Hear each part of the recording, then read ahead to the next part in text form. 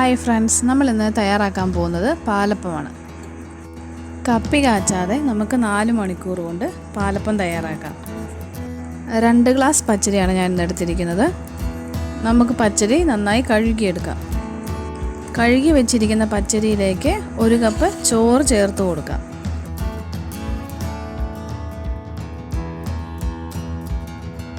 അടുത്തായിട്ട് നമുക്ക് പച്ചരിയിലേക്ക് തേങ്ങ ചേർത്ത് കൊടുക്കാം.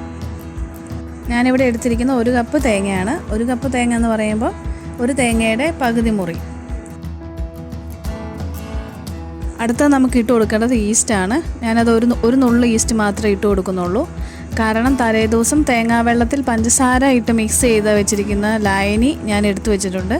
അതും ആഡ് ചെയ്യുന്നത് കൊണ്ട് നമുക്ക് ഈസ്റ്റ് അധികം ആവശ്യമില്ല. നമ്മൾ എടുത്തിരിക്കുന്നത് 2 ഗ്ലാസ് പച്ചരിയാണ്. അതുകൊണ്ട് നമുക്ക് 2 ഗ്ലാസ് വെള്ളവും കൂടെ ചേർത്ത് ഇതെല്ലാം മിക്സ് ചെയ്ത് വെക്കാം. ഇനി ചിലപ്പോൾ നിങ്ങൾക്ക് തേങ്ങാവെള്ളം എടുത്ത് വെക്കാൻ പറ്റിയില്ല എന്നുണ്ടെങ്കിൽ നമ്മൾ ആഡ് ചെയ്തിരിക്കുന്ന ഈസ്റ്റിൽ കുറച്ചും കൂടെ കൂട്ടിയിട്ട് കൊടുക്കുക. അതായത് ഞാനിപ്പോൾ ഒരു നുള്ളാണ് ഇട്ടിരിക്കുന്നത്. അപ്പം നിങ്ങൾക്ക് ഒരു 1/4 ടീസ്പൂൺ ഈസ്റ്റ് ആഡ് ചെയ്ത് കൊടുക്കാം. 2 മണിക്കൂർ കഴിയുമ്പോൾ നമുക്കിത് നോക്കാം. അപ്പോൾ ഒരു ചെറിയ പുളിപ്പൊക്കെ വന്നായിട്ട് കാണാം. എന്നിട്ട് നമുക്ക് ഇതിനെ നന്നായിട്ട് അരച്ചെടുക്കാം.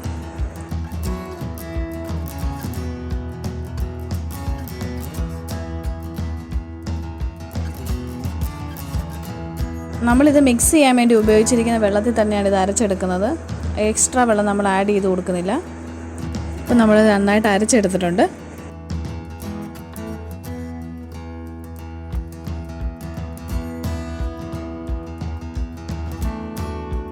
എന്നിട്ട് നമുക്കിത് 2 മണിക്കൂർ അടച്ചു വയ്ക്കാം.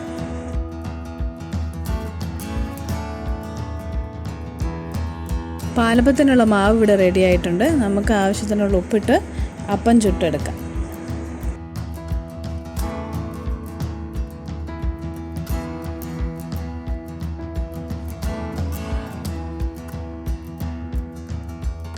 പാലപ്പച്ചട്ടി ചൂടായതിനു ശേഷം അതിലേക്ക് 1-1.5 തവി മാവ് ഒഴിച്ചു കൊടുത്ത് നമുക്കതിനെ ഒന്ന് ചുറ്റിച്ചെടുക്കാം.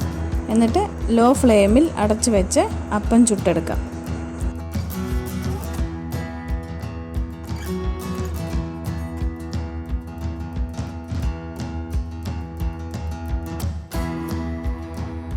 പാലപ്പം റെഡി.